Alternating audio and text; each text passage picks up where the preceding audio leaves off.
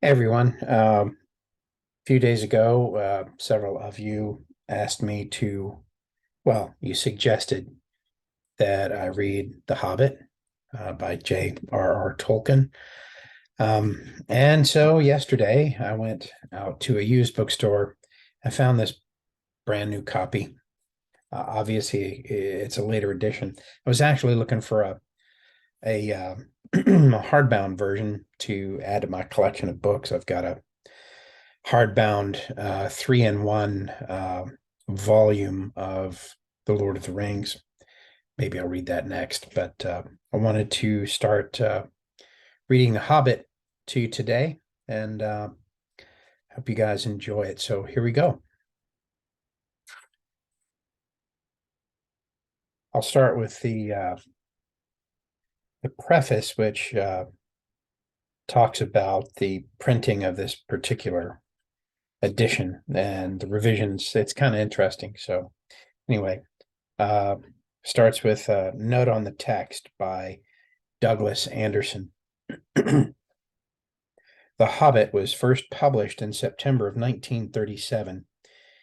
Its 1951 second edition, the fifth impression, contains a significantly revised portion of Chapter 5, Riddles in the Dark, which brings the story of the Hobbit more in line with its sequel, The Lord of the Rings. Then, in progress, Tolkien made some further revisions to the American edition published by Ballantine Books in February of 1966, and to the British third edition, 16th impression, published by George Allen and Unwin later that year. For the 1995 British hardcover edition published by HarperCollins, the text of The Hobbit was entered into word processing files, and a number of further corrections of misprints and errors were made. Since then, various editions of The Hobbit have been generated from that computerized text file. For the present text, that file has been compared again, line by line, with the earlier editions, and a number of further corrections have been made to present a text that, as closely as possible, represents Tolkien's final intended form. Readers interested in details of the changes made at various times in the text of The Hobbit are referred to Appendix A, textual and revisional notes, and the Annotated Hobbit, 1988, and J.R.R. Tolkien, A Descriptive Bibliography by Wayne G. Hammond, with the assistance of Douglas Anderson in 1993. This was written by Douglas Anderson in 2001, so fairly recent. And here we go. This is the preface by Tolkien. This is a story of long ago. At that time, the languages and letters were quite different from ours of today. English is used to represent the languages, but 2 points may be noted. One, in English, the only correct plural of dwarf is dwarfs, and the adjective is dwarfish. In this story, dwarves and dwarvish are used, but only when speaking of the ancient people to whom Thorin Oakenshield and his companions belonged. 2.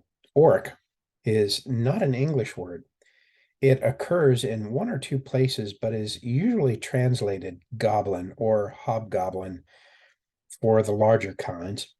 Orc is the hobbit's form of the name given at the time to these creatures, and it is not connected at all with our orc applied to sea animals or of dolphin kind, as in orca.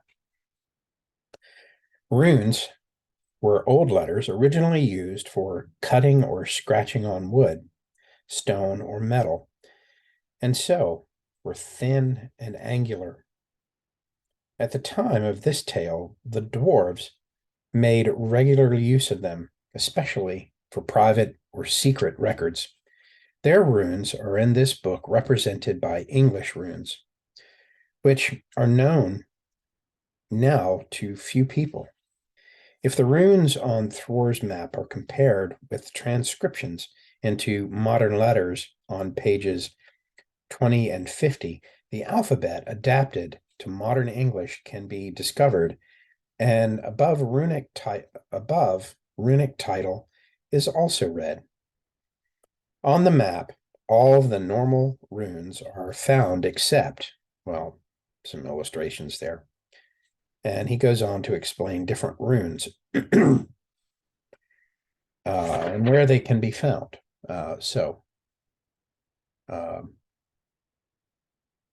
And he explains there are some runes for the initials of Thror and Thrain, the moon runes read by Elrond, and the map compass points are marked in runes with east at the top, as usual in dwarf maps, and so read clockwise, east, south, west, and north. I didn't know that.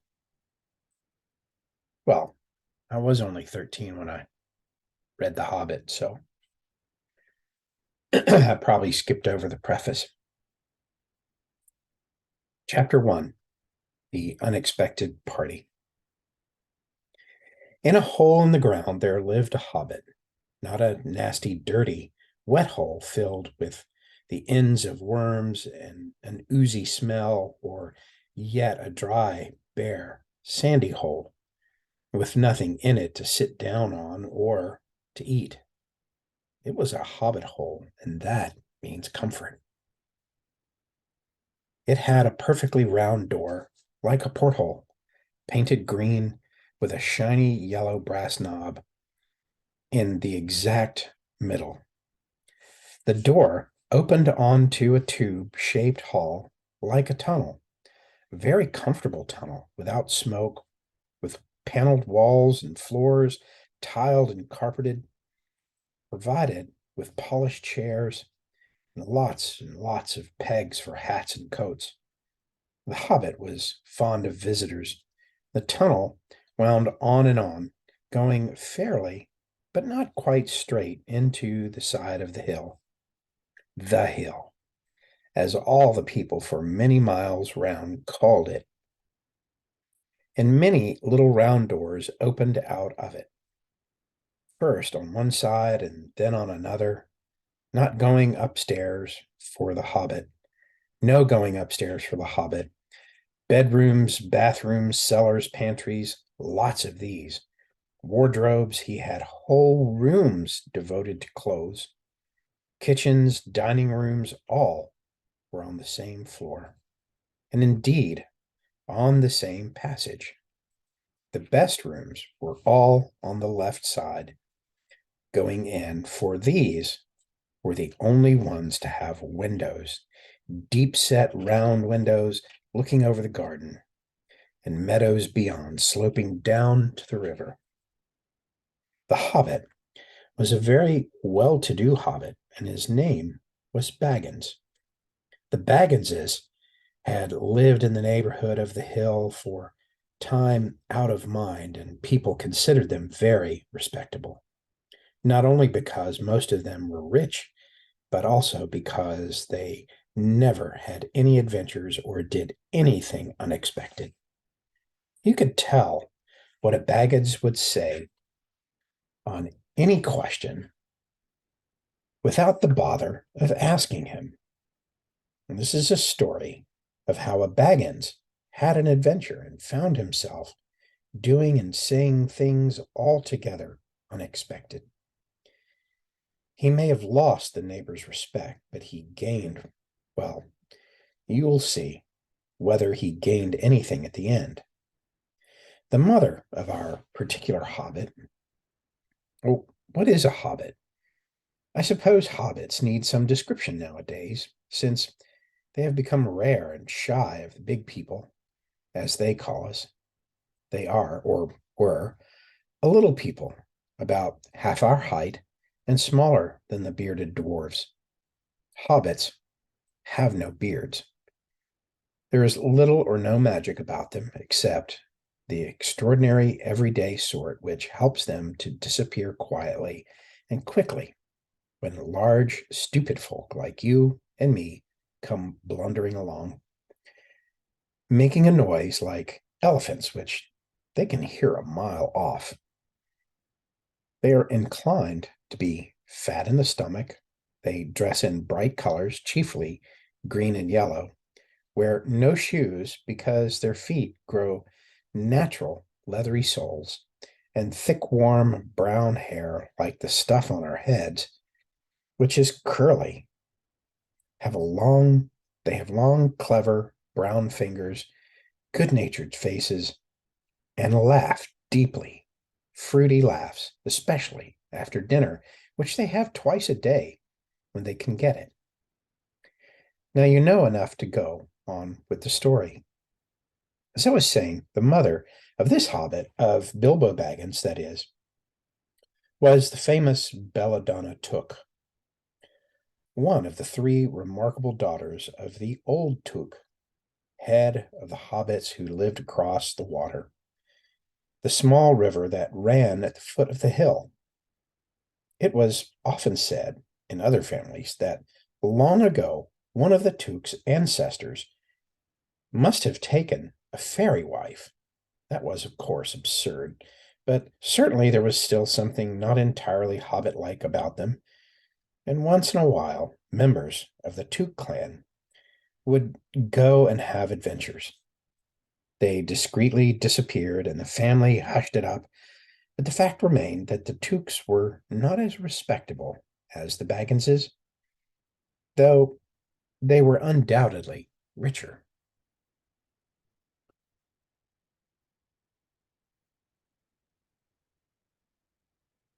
Not that Belladonna Took ever had any adventures after she became Mrs. Bungo Baggins. Bungo, that was Bilbo's father, built the most luxurious hobbit hole for her, and partly with her money.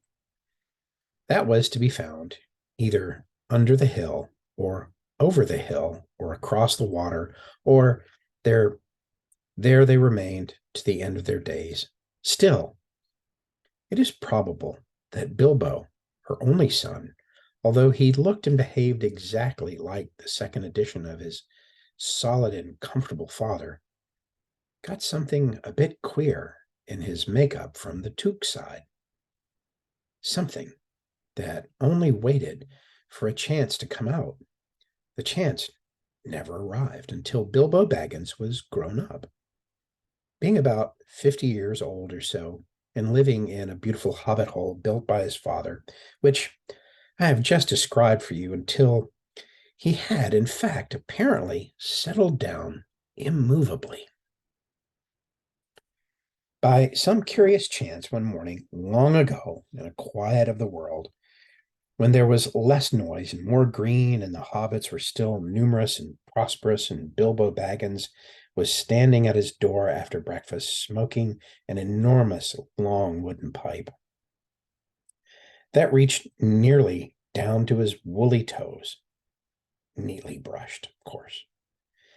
Gandalf came by.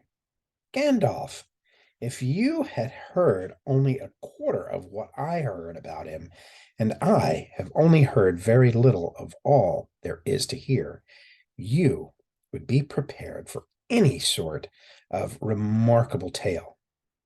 Tales and adventures sprouting up all over the place wherever he went in the most extraordinary fashion.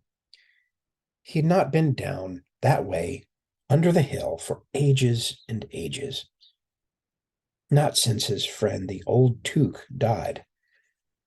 In fact, the hobbits had almost forgotten what he looked like. He had been away over the hill and across the water on business of his own since they were all small hobbit boys and hobbit girls. All that the unsuspecting Bilbo saw that morning was an old man with a staff. He had a tall, pointed blue hat, a long gray cloak a silver scarf, over which his long white beard hung down below his waist, and immense black boots. "Good morning," said Bilbo, and he meant it. The sun was shining, and the grass was very green. But Gandalf looked at him from under long bushy eyebrows and stuck out further than the brim of his shady hat. "Do you mean," he said, "do you wish me a good morning, or mean that it is a good morning whether I want it or not? Or that you feel this morning, or that it is a morning to be good on?" "All of them," said Bilbo, "and a very fine morning for a pipe of tobacco out of doors, into the bargain. If you have a pipe about you, sit down and have a fill of mine. There's no hurry, we have all day before us." Then Bilbo sat down on a seat by his door, crossed his legs, and blew out a beautiful gray ring of smoke that sailed up into the air without breaking and floated away over the hill. "Very pretty," said Gandalf. "But I have no time to blow smoke rings this morning. I'm looking for someone to share in an adventure that I am arranging, and it's very difficult to find anyone." "Well, I should think so in these parts. We're plain quiet folk and have no use for adventures. Nasty, disturbing, uncomfortable things. Make you late for dinner. I can't think what anybody sees in them," said Mr. Baggins, and stuck one thumb under his braces and blew out another even bigger smoke ring. Then he took out his morning letters and began to read, pretending to take no more notice of the old man. He had decided that he was not quite his sort, and he wanted him to go away. The old man didn't move. He stood leaning on his stick and gazing at the hobbit without saying anything, till Bilbo got quite uncomfortable and even a little cross. "Good morning," he said at last. "We don't want any adventures here, thank you. You might try over the hill or across the water." By this he meant that the conversation was at an end. "A lot of things you do use good morning for," said Gandalf. "Now, you mean that you want to get rid of me, and that it won't be good till I move off?" "Not at all, not at all, my dear sir. Let me see. I don't think I know your name." "Yes, yes, my dear sir. And I do know your name, Mr. Bilbo Baggins. And you do know my name, though you don't remember that I belong to it. I'm Gandalf, and Gandalf means me. To think that I should have lived to be Good Morning by Belladonna Took's son, and if I was selling buttons at the door." "Gandalf, Gandalf, good gracious me, not the wandering wizard that gave old Took a pair of magic diamond studs that fastened themselves and never came undone till ordered. Not that fellow who used to tell such wonderful tales at parties about dragons and goblins and giants and the rescue of princesses and the unexpected luck of widows' sons. Not the man that used to make such particularly excellent fireworks. I remember those. Old Took used to have them on Midsummer's Eve. Splendid. They used to go up like great lilies and snapdragons and laburnums, fire that, and hang them in the twilight all evening." You'll notice already that Mr. Baggins was not quite so prosy as he liked to believe. Also, that he was very fond of flowers. "Dear me," he went on, "not the Gandalf who was responsible for so many quiet lads and lasses going off into the blue for mad adventures. Anything from climbing trees to visiting elves or sailing in ships and sailing to other shores. Bless me, life used to be quiet. Inter, I mean, you used to upset things badly in these parts once upon a time.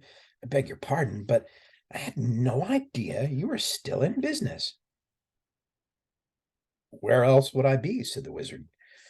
All the same, I'm pleased to find you remember something about me. You seem to remember my fireworks kindly, at any rate, and that's not without hope. Indeed, for your old grandfather Took's sake, and for the sake of poor Belladonna, I will give you what you asked for. I beg your pardon, I haven't asked for anything. Yes, you have, twice now. My pardon, I give it to you. In fact, I will go so far as to send you on this adventure, very amusing for me, very good for you, and profitable too. Very likely it will, if you ever get over it. Sorry? I don't want any adventures, thank you. Not today. Good morning. But please, come to tea any time you like. Why not tomorrow? Come tomorrow. Goodbye. With that, the hobbit turned and scuttled inside his round green door and shut it as quickly as he dared. Not to seem rude, wizards are, after all, wizards. What on earth did I ask him to tea for? He said to himself as he went to the pantry. I had only just had breakfast, but he thought a cake or two and a drink of something would do him good after this fright. Gandalf, in the meantime, was still standing outside the door and laughing long but quietly. After a while, he stepped up and, with a spike on his staff, scratched a queer sign on the hobbit's beautiful green front door. Then he strode away. Just about the time when Bilbo was finishing his second cake, beginning to think that he had escaped adventures very well. The next day, he had almost forgotten about Gandalf, and he didn't remember things very well, unless he put them down in his engagement tablet like this: Gandalf, tea, Wednesday. Yesterday, he had been too flustered to do anything of the kind.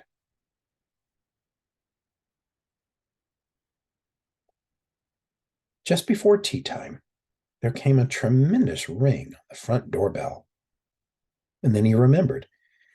He rushed and put on the kettle and put out another cup and saucer and an extra cake or two, and he ran to the door.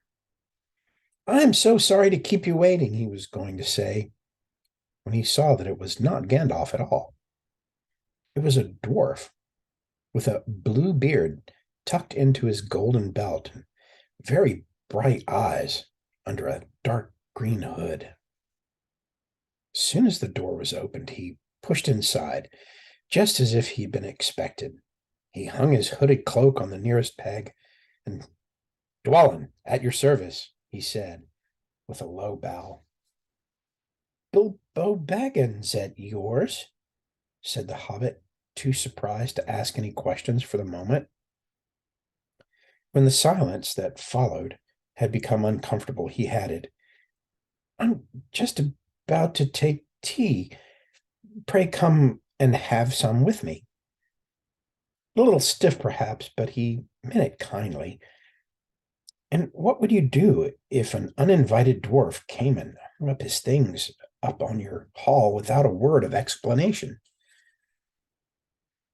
They had not been at the table long. In fact, they had hardly reached the third cake when there came another, even louder ring at the bell. Excuse me, said the hobbit, and off he went to the door. So you have got here at last. That was what he was going to say to Gandalf this time, but it was not Gandalf. Instead, there was a very old-looking dwarf on the step with a white beard and a scarlet hood, and he, too, hopped inside as soon as the door was open, just as if he had been invited. I see you have begun to arrive already, he said, when he caught sight of Dwalin's green hood hanging up. He hung his red one next to it, Balin, at your service, he said, with his hand on his breast. Thank you, said Bilbo with a gasp. It was not the correct thing to say, but they have begun to arrive with had but they have begun to arrive had flustered him badly.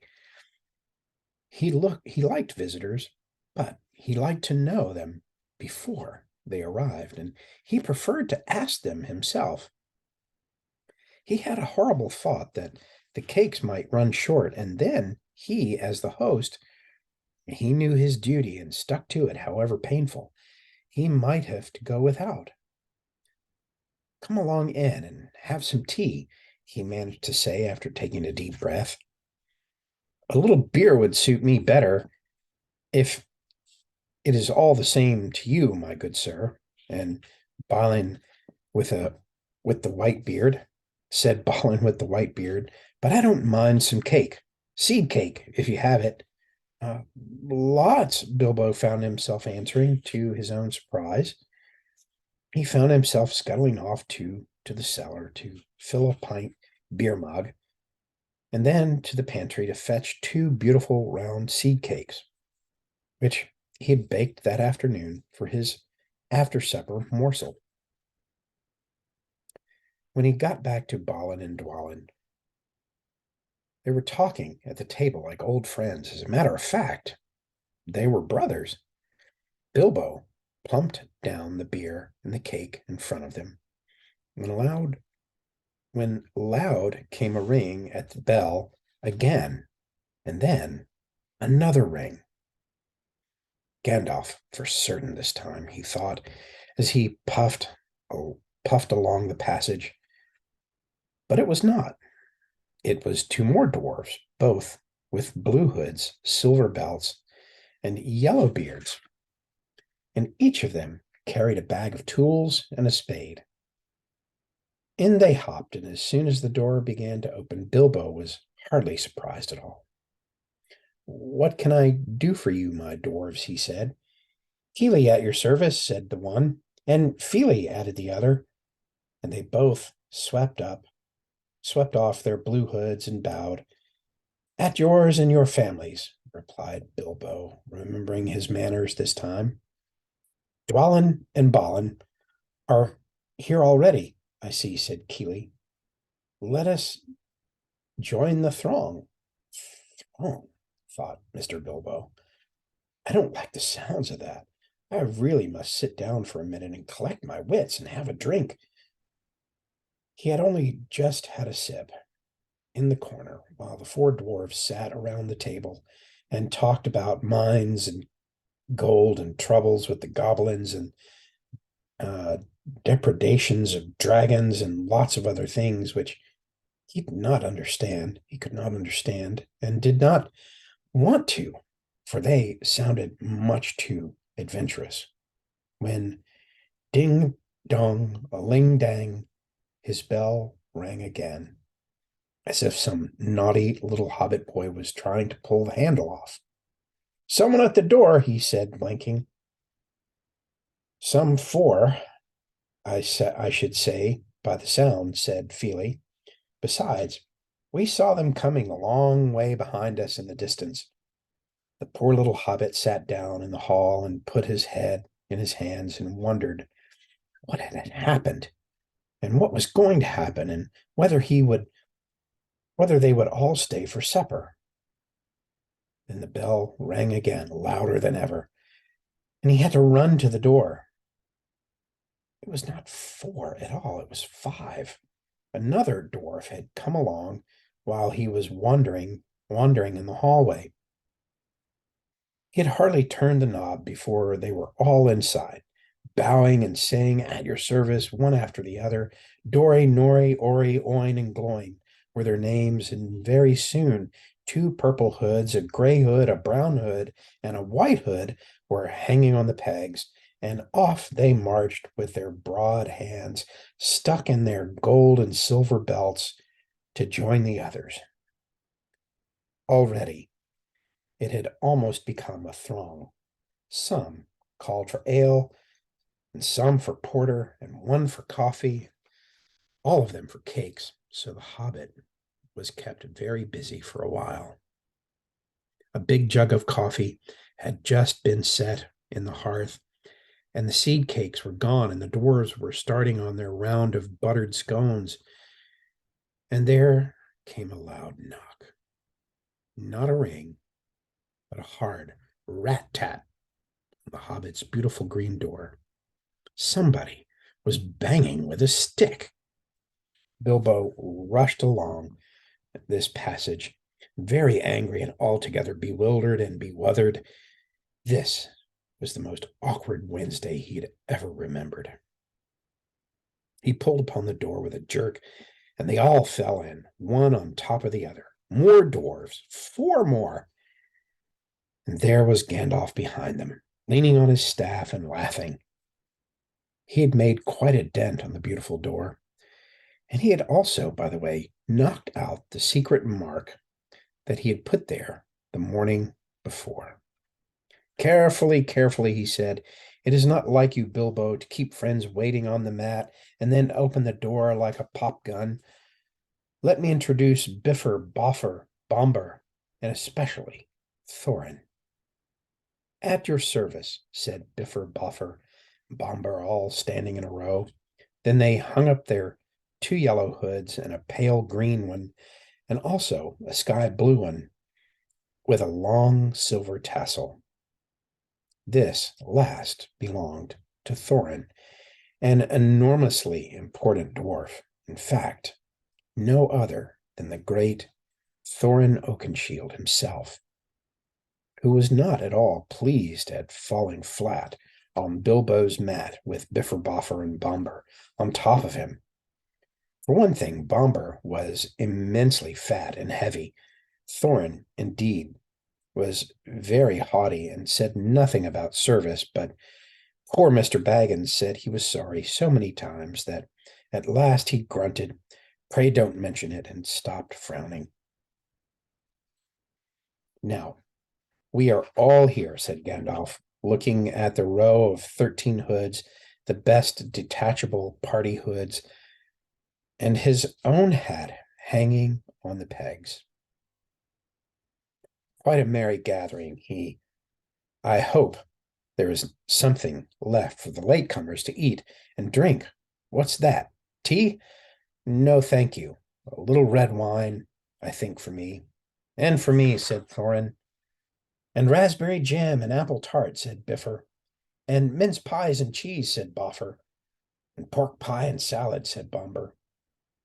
More cakes and ale and coffee, if you don't mind, called the other dwarfs through the door. Put on a few eggs. There's a good fellow, Gandalf called after him as the hobbit stumped off to the pantries. And just bring out the cold chicken and pickles. Seems to know as much about the inside of my larders as I do myself, thought Mr. Baggins, who was feeling positively flummoxed and was beginning to wonder whether a most wretched adventure had not come right into his house. By the time he had got all the bottles and dishes and knives and forks and glasses and plates and spoons and things piled up on big trays, he was getting very hot and red in the face and annoyed. Confusticate and bebother these dwarves, he said aloud. Why don't they come and lend a hand? Lo and behold, there stood Balin and Dwalin at the door of the kitchen, and Fili and Kili behind them, and before he could say knife, they had whisked the tray and a couple of small tables into the parlor and set out everything afresh. Gandalf sat at the head of the party with the 13 dwarves all around, and Bilbo sat on a stool at the fireside, nibbling at a biscuit. His appetite was quite taken away. He was trying to look as if this was all perfectly ordinary and not in the least an adventure. The dwarves ate and talked, and time got on. At last they pushed their chairs back, and Bilbo made a move to collect the plates and glasses. I suppose that you will all stay for supper, he said in his politest unpressing tones. Of course, said Thorin, and after, we shan't get through the business till late, and we must have some music first. Now, to clear up.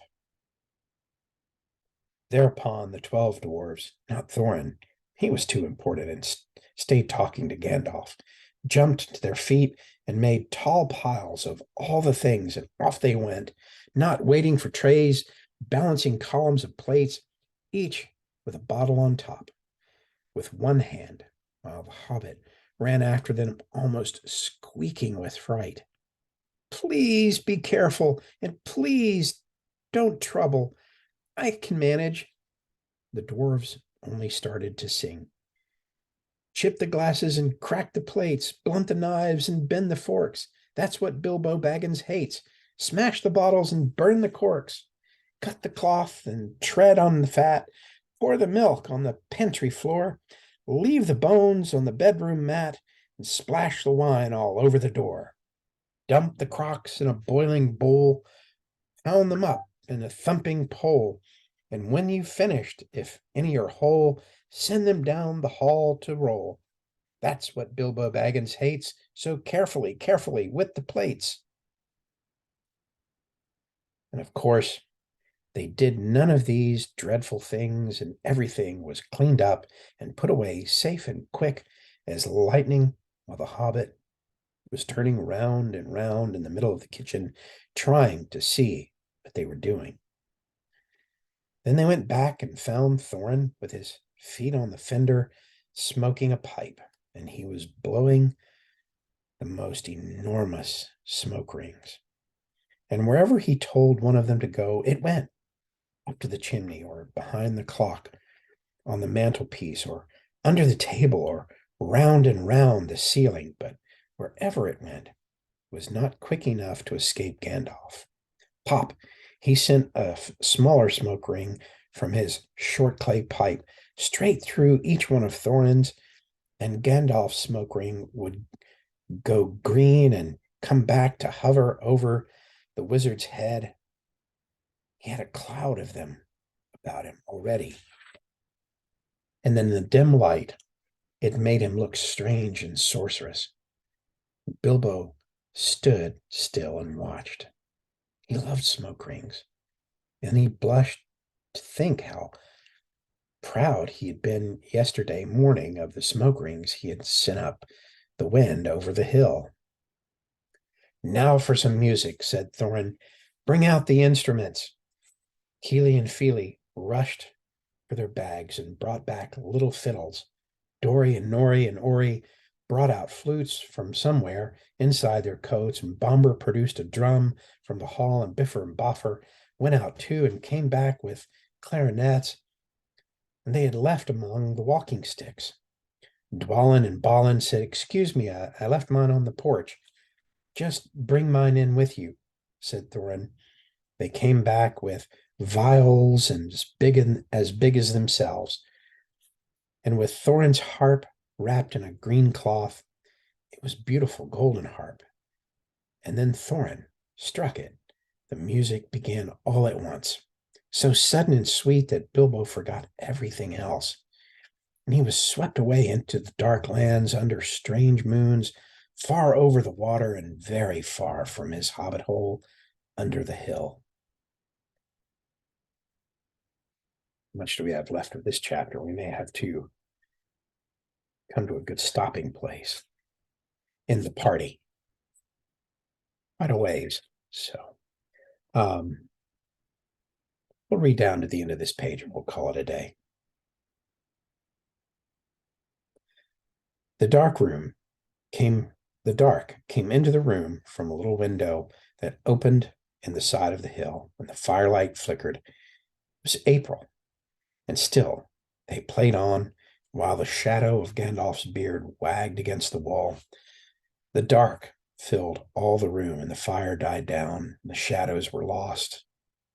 And still they played on. Suddenly, first one and then another began to sing as they played.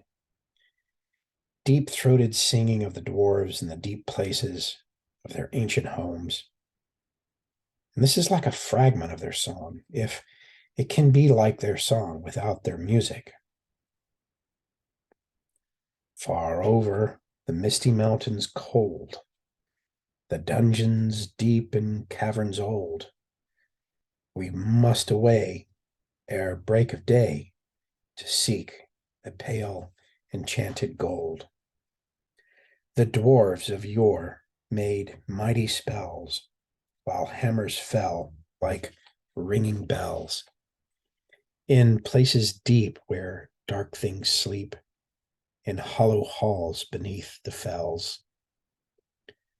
For ancient king and elvish lord, there many a gleaming golden hoard they shaped and wrought, and light they caught to hide in gems on hilt of sword. On silver necklaces they strung, the flowering stars on crowns they hung, the dragon fire in twisted wire they meshed the light of moon and sun. Far over the misty mountains cold, to dungeons deep and caverns old, we must away ere break of day to claim our long forgotten gold. Goblets they carved there for themselves, and harps of gold where no man delves. There lay they long, and many a song was sung unheard by men or elves. The pines were roaring on the height, the winds were moaning in the night. The fire was red, it flaming spread, trees like torches blazed with light. The bells were ringing in the dale, and men looked up with faces pale. The dragon's ire, more fierce than fire, laid low their towers and houses frail. The mountains smoked beneath the moon. The dwarves, they heard the tramp of doom. They fled their hall to dying fall beneath his feet, beneath the moon. For over the misty mountains grim, to dungeons deep and caverns dim, we must away ere break of day to win our harps and gold from him. I'll stop there for today, and we'll pick up tomorrow and finish up chapter 1. So thanks for listening in, and hope you're having a wonderful day, and hope you're enjoying The Hobbit by JRR Tolkien. See you soon.